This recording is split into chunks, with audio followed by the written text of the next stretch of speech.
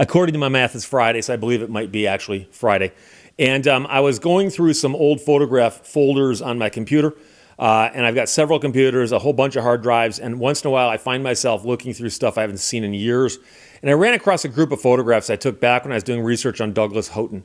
And I've talked about this topic in some manner a couple occasions on various shows, videos, live streams, I don't remember. But I'm not sure if I've ever actually shown all the photographs in a story while I'm talking about it. So here's the deal. Douglas Houghton explored the entire state of Michigan starting in 1837 until 1845 when he died. He died a very young man, believe it or not, but he accomplished a lot before that. And among the things he did is he helped oversee part of the survey of the state. They had to go out and survey the state so they could actually mark all the property lines and so on. And so that all the property descriptions today are based on work that Douglas Houghton and or people like him were doing back in the 1840s and earlier. And so to understand how this works, imagine a grid drawn over, an imaginary grid drawn over the state of Michigan, and all of the property is designated as being someplace on that grid. And so the lower peninsula looks like this, the upper peninsula looks like this. This is the Keweenaw Peninsula, that's the thumb of the lower peninsula, okay? The way it works is there's a line that runs east-west across the bottom called baseline, the baseline. And baseline is actually the name of 8 Mile Road in Detroit, the baseline. And so Baseline Road, if you look at it, it is right on top of the baseline and runs all the way across the state of Michigan, the baseline does, and a road follows much of it. And then there's a north-south line, which is called the Meridian. And the Meridian starts in Ohio and runs all the way up to Sault Ste. Marie. And it stops in Sault Ste. Marie. And so all of the property descriptions in Michigan are based on where they lay with respect to these coordinates. Where are they in relation to the baseline? How far up or down? Meridian, how far east or west? And interestingly, for those of you from Michigan, you'll know that there's a bunch of things named Meridian near Lansing. Like there's a Meridian Mall, a Meridian Road, and the Meridian. And it was because somebody built a road right along that line at one point in time. They called it, it's the Meridian Road, just like Baseline Road. So now that you know that, you start thinking, okay, is there any evidence of this? Because it turns out surveyors went out and actually marked the spots after they measured them, and then they sent these records to Lansing. And so there are markers in places to indicate that some of this is happening. So I can tell you that where the Meridian and the baseline cross, it happens on state property, and they actually have a big marker at that spot with a sign that says, here's what this is. This is the intersection of the Meridian and the baseline. Now, if you go to Sault Ste. Marie, way up north, cross the bridge, drive about 45 minutes more, as you get to Sault Ste. Marie, you can jump off the freeway and visit the town of Sault Ste. Marie, USA, or go across the bridge to Sault Ste. Marie, Canada. I've done that before also, but I spent a lot of time in Sault Ste. Marie. And I don't even know how I found it. But one day I was driving around, and I thought to myself, I bet that marker for the north end of the Meridian is around here somewhere. And I found it. It is a little cement block right next to some train tracks. There's nothing there to indicate what it is except for itself. There's no big markers or signs going, here it is, people. But there is a cement block on the top of which is a brass plaque, and there's a pin going through the plaque. I'll show that to you in a second. And it says State Meridian Point. And that is the north end of that line. If you draw a straight line due south from that, it'll go across the Upper Peninsula, across Lake Huron, think about that for a second, down the state, and it'll cross the baseline at that intersection I told you about, and it'll run into, I believe, Defiance, Ohio, okay? So, interestingly, as they were marking that first meridian, they had to come up, and they're drawing a straight line north, and at one point in time, they get to this spot where Lake Huron is, and they can see across the water to where the Upper Peninsula is, but at that time, there's no bridge there. The only way you can get across is either on the ice in the wintertime or boat. Theoretically, you could swim. But you got to mark a straight line across that and keep going and keep it straight. And so surveyors did that. And so they set this pin.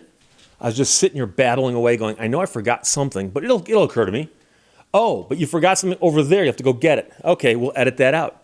But on the marker is a little plaque that explains what the marker is.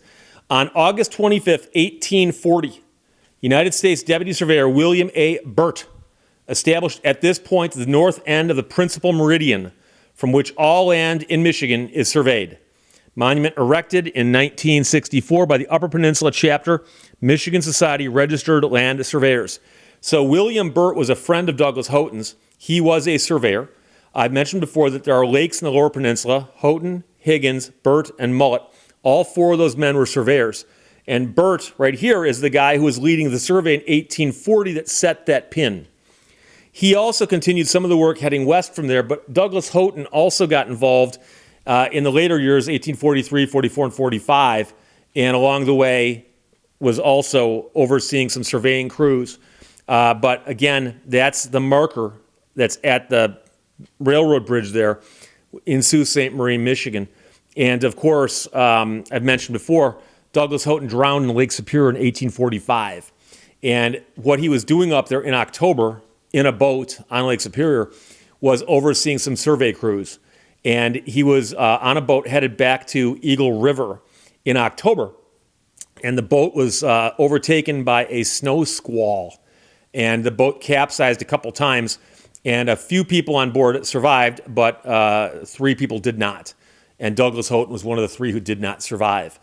His dog was in the boat, and his dog survived. And I've talked about that before. But I've told the whole story about, visiting the spot where they found his body. Believe it or not, we always thought that his body had simply been found, and nobody made much notice of where it had been found, because when they found it, it was such a big deal. But I was contacted by somebody who said, Steve, no, I know exactly where they found his body. I said, how do you know that? And he said, well, 2 reasons. One is, he goes, I live on the property, I own it. And number 2, he goes, I've got a document, it's an official government document that says, here's where they found his body. And I said, really? So I went up to Eagle River with my canoe, and I got permission from him to visit the spot, because you couldn't hike there as easily as you could get there by water. But he showed me a survey page taken from the Lansing surveys where they stored these things. And when the survey crew went by and marked that spot, they actually made a note and said, Douglas Houghton's body found, with an arrow, which is a pretty neat thing. So I'm inclined to believe that beach is, in fact, where they found his body. But he was overseeing the survey at that time. That would be 1845. And the survey continued after that, and they were working their way across over towards the western edge of the Upper Peninsula, towards Wisconsin. So that's the story with these monuments and markers. And like I said, if you're ever in the area of Sault Ste. Marie, it's really easy to find, because Sault Ste. Marie is a pretty small town. And you can find where the bridge goes over to Canada. There's a bridge for automobiles. And there's a bunch of older bridges and trestles and things for train tracks and stuff. And some of them aren't functioning anymore. But there's an obvious place where a bunch of these things kind of intersect. And you'll see the train tracks, and there's the little bridge there, and the ladder or stairs, whatever that is. And then at the base of that is that marker, and it's the concrete marker that was set in 1840. And like I said, the reason I'm familiar with it is because of all the work Douglas Houghton did doing the surveys from then until 1845. So it's a fascinating story. And I've talked to people before who are familiar with surveying nowadays, and they've got all kinds of stuff, including GPS units and really, really nice optics and stuff. And believe it or not, a lot of the surveys done in the 1830s and 40s in Michigan were done with chains and compasses.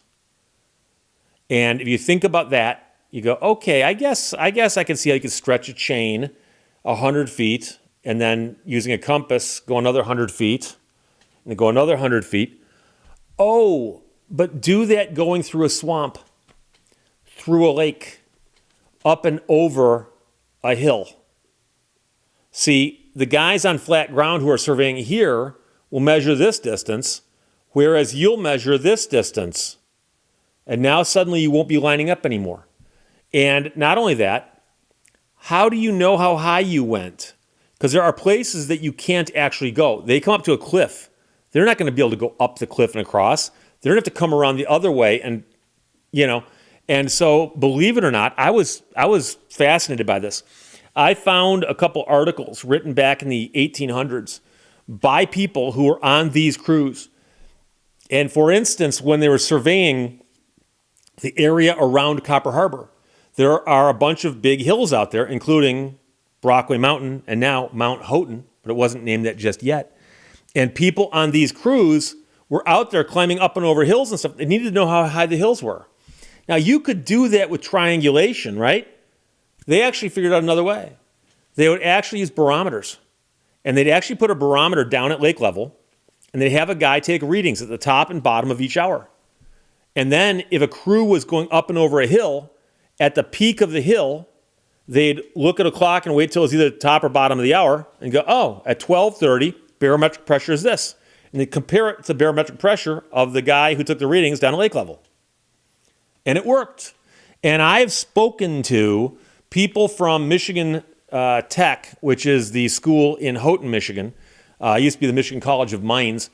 And they have a surveying department where they teach people to do surveying. And one of the guys I talked to knows quite a bit about the history of it. And he goes, you wouldn't believe it. He goes, because what they would do back then is they'd mark a spot. If there's an important spot, they'd pound something into the ground like a monument. And then they'd find a nearby tree. And they'd go over and scrape off the bark and carve into the tree the coordinates and possibly the date or something.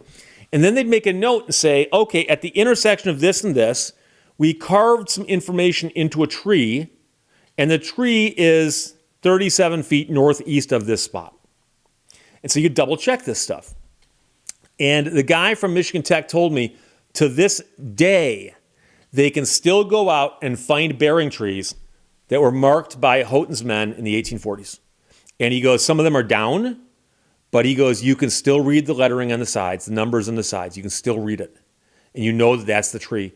And he also said, despite the fact that they were marching all the way across the Upper Peninsula, which is quite a distance, through swamps, lakes, woods, mosquitoes this big, and all kinds of other obstacles, he goes, you'd be surprised that at the very, very far end, how accurate they still were, despite the fact that they're literally using compasses and chains.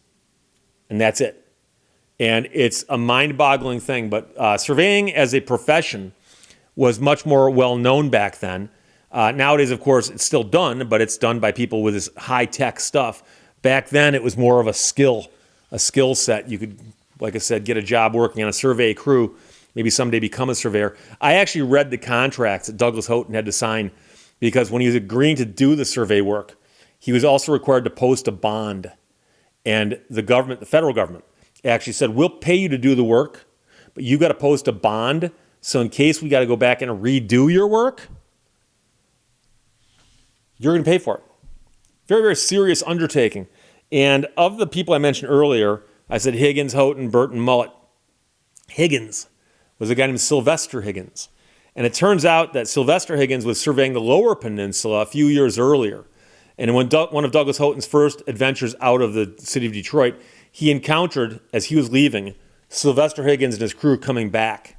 And they talked for a few minutes, compared notes, and then they said their goodbyes and kept going. And later on, it turns out Sylvester Higgins, a lot of his work had to be redone. And not only that, there were people looking for him because either he didn't post a bond or there was some kind of problems with his work and they wanted him to pay for it. And I believe he left the state, but not before they named a lake after him, or at least there is one today. So that's the story of the bridge in Sault Ste. Marie that's got the thing at its base, marking the north end of the Meridian, which goes all the way down in a straight line, I believe, to Ohio. And then, of course, it crosses the baseline, which is the east-west thing, and that is how they measure all land in Michigan. And your state is probably similar if you are, in fact, in America. Questions or comments, put them below. Let's talk to you later. Bye-bye.